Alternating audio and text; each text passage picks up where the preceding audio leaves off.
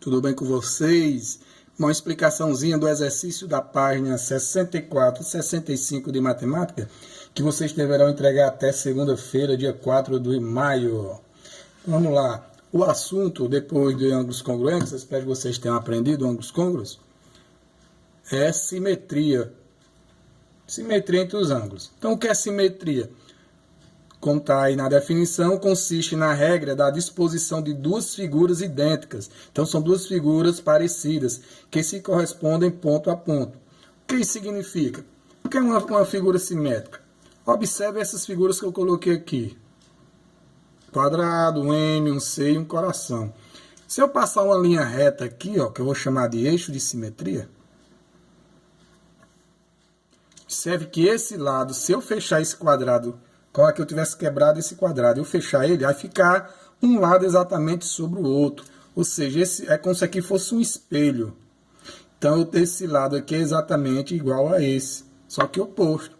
Igualzinho a letra M. A letra M está mal feita, mas se eu passar o eixo de simetria aqui, ó, se eu fechar esse M nesse sentido aqui, ele ficará todos os pontos desse lado ficará sobre os pontos desse lado. Então, é uma figura simétrica. Esse C, a linha simétrica, o eixo simétrico vai ser nesse sentido aqui, ó. Mas também é uma figura simétrica. Esse lado de cima é o mesmo, é idêntico ao lado de baixo. Coração da mesma forma e assim por diante. Tem várias figuras simétricas. Dizem estudiosos que quem tem um rosto simétrico, passar uma linha aqui, ó, no meio do seu rosto, se um lado for exatamente igual ao outro, você é um gatinho, você é muito bonito. E assim na arte também é aplicado ao eixo de simetria. Então, em trigonometria, como vamos aplicar a simetria? Está aqui, ó, o eixo de simetria, tanto na vertical como na horizontal. Se eu passar esse eixo aqui, se eu fechar o círculo, todos esses pontos ficarão sobre esses outros pontos aqui. Então, por exemplo, se eu tenho esse ponto M, 30 graus, se eu fechar a figura, ele vai tocar exatamente nesse ponto aqui, ó. Que eu vou chamar, no livro chama de ponto N. E quanto é que vai valer esse ponto N? Observe que esse ângulo de 30 graus é esse pedaço aqui, ó. Daqui do eixo de 0 até chegar no ponto M, que é 30. Então, se esse lado é simétrico a esse lado também aqui é 30. Daqui para cá vale 30. Então, como é que eu descubro o valor desse ponto N? Meia volta é quanto? Daqui para cá, 180 graus. Completei a meia volta, 180. Só que eu só quero saber esse arco aqui, ó, daqui para cá. Então, se eu 180 vai até aqui, para eu descobrir o N, basta eu voltar. Essa volta aqui é como se eu estivesse diminuindo esse arco e parando aqui. Ou seja, eu diminuindo 30 graus. Então, 180 menos 30. Então, esse ponto N, na verdade, é os 150 graus.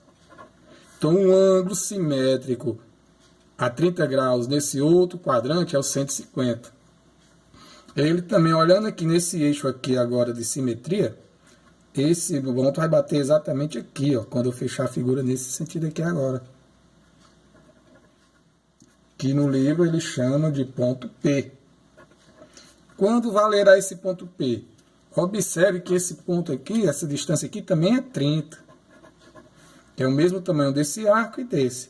Então, para eu descobrir quanto é a medida desse arco total aqui, ó, que vem daqui até aqui, essa é a medida de todo esse arco. Vou medir 180, mais esse pedacinho aqui agora, ó, mais o 30, é 180, meia volta, juntando com esse pedacinho aqui, então vai ficar 180 de meia volta, mais esse arco, mais 30. Ou seja, esse ponto P é o número 210. E o próximo ponto simétrico a 30, no quarto quadrante. Vou pegar, ó, uma volta completa, 360. E diminuir esse pedacinho aqui. Ó. Por que diminuir? Porque eu vou dar uma volta completa na circunferência. Como eu quero saber até esse ponto, eu sei que uma volta completa é 360. Diminuindo esse pedacinho aqui, que é 30, dá exatamente esse ponto aqui, o valor desse ponto, que é 330 graus. Então, quais são os ângulos simétricos a 30? No segundo quadrante é o 150, no terceiro quadrante o 210 e no quarto quadrante o 330. Então o exercício é praticamente para você descobrir o valor desses pontos. Fazer outro exemplo. Está aqui a circunferência. Quero o valor simétrico a 80 graus. Então, no segundo quadrante, o que é que eu vou fazer? A mesma coisa, 180 menos 80. Ou seja, esse ponto P vai ser 100. Não é isso? No terceiro quadrante, esse ponto P.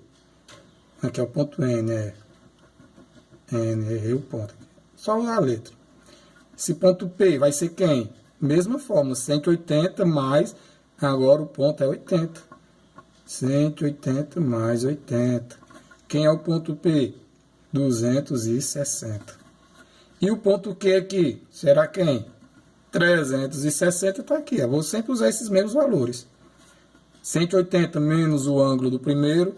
180 mais o ângulo do primeiro quadrante.